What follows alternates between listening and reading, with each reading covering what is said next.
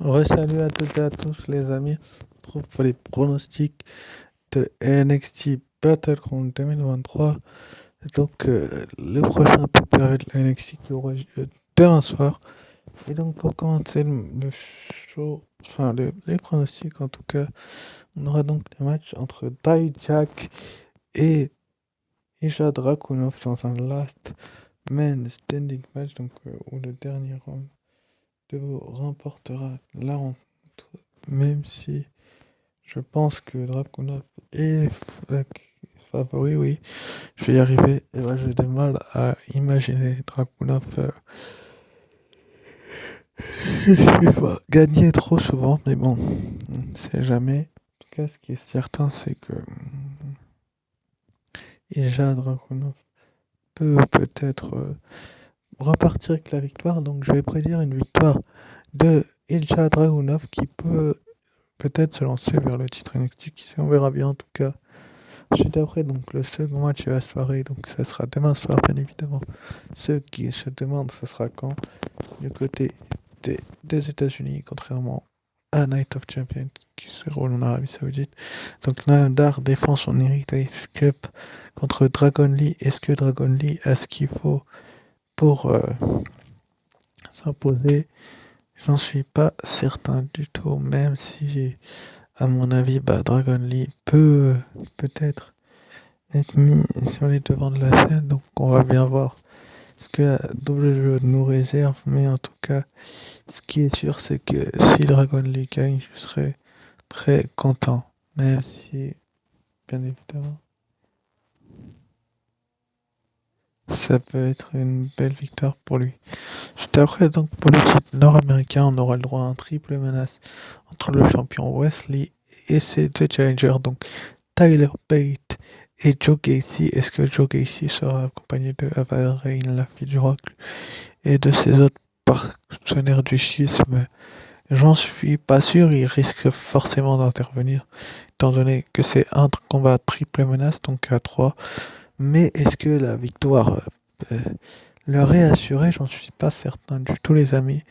Ce qui est sûr, c'est que Joe Gacy peut peut-être avoir un peu plus de chance de repartir avec le titre nord-américain que ses deux autres adversaires que sont Wesley et Tyler Bate. Mais bon, on verra bien ce que la WWE nous réserve dans les prochains mois pour cette NXT Battleground. En tout cas, bien évidemment que j'espère que Wesley va conserver son titre.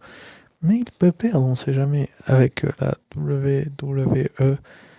Mais en tout cas, ce qui est sûr, c'est que si Wesley venait à conserver son titre, ça prouverait tout simplement que son règne est historique et héroïque, parce que franchement, ça fait un petit moment qu'il est champion américain, qu'il a prouvé à maintes et maintes reprises que ce titre, il le méritait. Donc c'est plutôt une bonne chose. Ensuite, après, donc on aura, pour ce qui est de ses pronostics, les matchs entre les Creed Brothers et Gallows, donc Mark Coffey et Wolfgang Djokovic sera sans doute à l'extérieur du ring contre Julius Creed et Brutus Creed, donc les Creed Brothers. Est-ce que Julius et Brutus peuvent repartir avec les titres? Je me demande comment ils pourraient s'en sortir. Je ne pense pas sincèrement. Je pense pas qu'ils vont repartir avec les titres. Je vois pas l'intérêt que de leur laisser la possibilité de redevenir champion par équipe. Mais bon, on sait jamais avec la NXT. Il peut y avoir tout et n'importe quoi. Donc, la, excusez-moi, la meilleure chose qui peut arriver est forcément que NXT va tenter de faire arriver, c'est que les Creed Brothers ne récupèrent pas les titres, parce que il n'y a pas de sens à leur donner les titres par équipe. Normalement, peut-être en réalité sur le Sikoa, c'est du côté de Night of Champions, eux n'ont pas besoin forcément de titres. Enfin, ensuite, après, donc, on aura la finale pour le titre NXT féminin du tournoi pour couronner la nouvelle championne, étant donné que Indy Hartwell est partie du côté de Raw. Je vous l'ai dit et je vous l'ai répété ces derniers temps. Lyra Valkyria, Tiffany Stratton, qui a le plus besoin d'un titre pour se lancer complètement sa carrière. Les deux sont arrivés il y a quelques temps maintenant, mais bon, est-ce que l'une a besoin de un peu plus que l'autre du titre? Ça, j'en suis pas certain. Si j'ai un choix à faire, contrairement à Night of Champions où il y a des rumeurs, là, il n'y en a aucune. Franchement, les deux sont présentes à chaque NXT. Donc, on peut très bien donner le titre à Tiffany Stratton, tout comme on peut très bien le donner à Lyra Valkyria, mais ce qui pose problème du côté de Lyra Valkyria, c'est Cora Jade. Cora Jade qui l'a attaqué après sa victoire lors de la demi-finale. Est-ce qu'ils vont continuer la rivalité et s'ils la continuent, vont-ils la continuer pour le titre ou vont-ils tout simplement la continuer avec sans le titre? Ça, c'est un petit peu plus compliqué à prédire, mais je pense que Valkyria va se faire coûter le match par Cora Jade, ce qui va animer un peu plus l'intensité entre les deux catcheuses et pourquoi pas un combat à 3 du côté du prochain pay-per-view avec de la NXT avec Tiffany Stratton dedans, parce que je vois une victoire tout simplement de Tiffany Stratton. Je vois pas pourquoi Tiffany Stratton ne remporterait pas le titre. Elle en a vraiment vraiment besoin.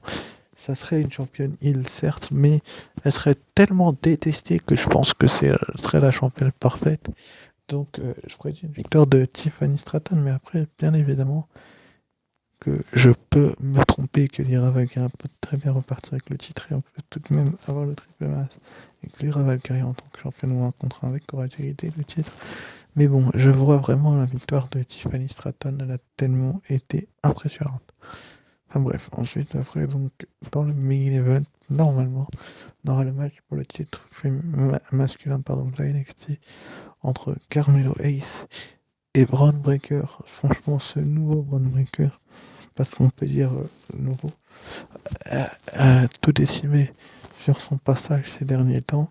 Et il a enfin son rematch pour le titre. On a vu que Grayson Waller s'est cassé les dents face à Carmelo Hayes. Est-ce que Melo est prêt à un type de combat autant rude et difficile que cela? Je ne pense pas. Je pense vraiment que Carmelo Hayes a vraiment besoin d'une victoire aussi grosse que celle-là. C'est-à-dire que de pouvoir battre un Braun Breaker heel et l'énerver encore un peu plus, ça serait exceptionnel. Tellement Carmelo Hayes est prêt à tout pour garder son titre. On a bien vu ce qui s'est passé dans les derniers NXT, donc je pense vraiment à une victoire de Carmelo Hayes. Mais bon, qui sait, je peux me tromper, hein, mais la victoire de Carmelo Hayes me paraît la plus probable de toujours, avec ça, comparé à celle de Tiffany Stratton, où on peut avoir des doutes. Je vois vraiment Carmelo Hayes garder le titre. Ça fait très très peu de temps qu'il a la ceinture autour de la taille, donc peut-être que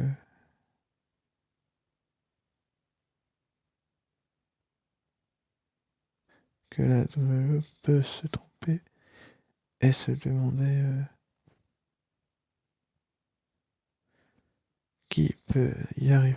En tout cas, ce qui est sûr, c'est que la victoire de Carmelo Hayes est quasiment certaine. Sur ce, je vous remercie d'avoir suivi cette vidéo. On se retrouvera pour la review de Night of Champions et de NXT Battleground, sans doute demain pour Night of Champions. Et, et, euh, et après-demain pour NXT Battleground. Sur ce, je vous dis ciao, bye bye et à très vite pour une nouvelle vidéo.